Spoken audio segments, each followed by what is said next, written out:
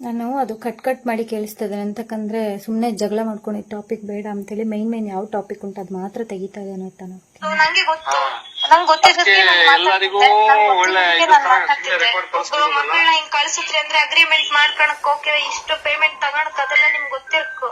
ಸುಮ್ನೆ ಕಳ್ಸಿ ಇದುವರೆಗೂ ಪೇಮೆಂಟ್ ಕ್ಲಿಯರ್ ಆಗಿಲ್ಲ, ನೀವು ಆರಾಮಾಗಿದ್ರಿ ಮತ್ ಕೇಳ್ರು ಕೋಆರ್ಡಿನೇಟರ್ ಚಾರ್ಜ್ ಕೊಡ್ಲ ಅಂತ್ರಿ.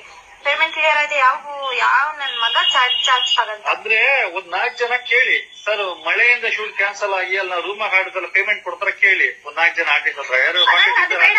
ನಾನೀಗ ಅದ್ರದ್ ಲೆಕ್ಕ ಹಿಡಿಕ ಹೇಳಿ. ಅದ್ರದ್ದೆಲ್ಲ ಇದ್ದಿದ್ರಲ್ಲ ನನ್ ನೀವು. ಮಳೇಲಿ ನೀವು ಒಂದ್ ನಿಮಿಷ, ನಾನ್ ಮಳೇಲಿ ನೆಂದದ್ದು ಬಿಸಿಲಂಗ್ ನೆಂದದ್ದು ಅದೆಲ್ಲ ಚಾರ್ಜ್ ಹಿಡಿಕ, ಅದನ್ನ ಹಿಡಿತೆ ನಾನು ಹೇಳಿಕ.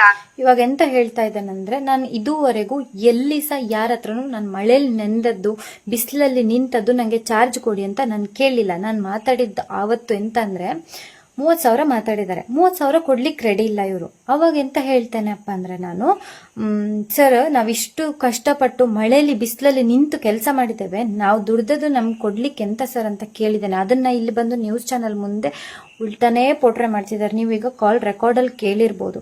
ಅವ್ರು ಹೇಳ್ತಾ ಇದ್ದಾರೆ, ನೀವು ಮಳೆಯಲ್ಲಿ ನೆನೆದಕ್ಕೆ ಬಿಸಿಲಲ್ಲಿ ನೆನೆದಕ್ಕೆಲ್ಲ ಎಕ್ಸ್ಟ್ರಾ ಚಾರ್ಜ್ ಕೊಡ್ತಾರ. ನಾನು ಹೇಳ್ದೆ ಅದಕ್ಕೆ ಕೇಳ್ಬೇಕಾ ನೀವು ಕೇಳ್ಬೇಕಾ ಅಂದ್ರೆ ನೀವು ಹೇಳ್ತಾ ಇದೀರಲ್ಲ, ನೀವು ಹೇಳಿದ್ದಕ್ಕೆ ನಾನು ಕೇಳ್ಬೇಕಾ? ಇವಾಗ ಕೇಳಿದ್ರೆ ಎಕ್ಸ್ಟ್ರಾ ಚಾರ್ಜ್ ಹಾಕಿನೇ ಕೇಳ್ತೇನೆ ಅಂತ ಹೇಳಿ ನಾನು ಹೇಳಿದ್ದೇನೆ.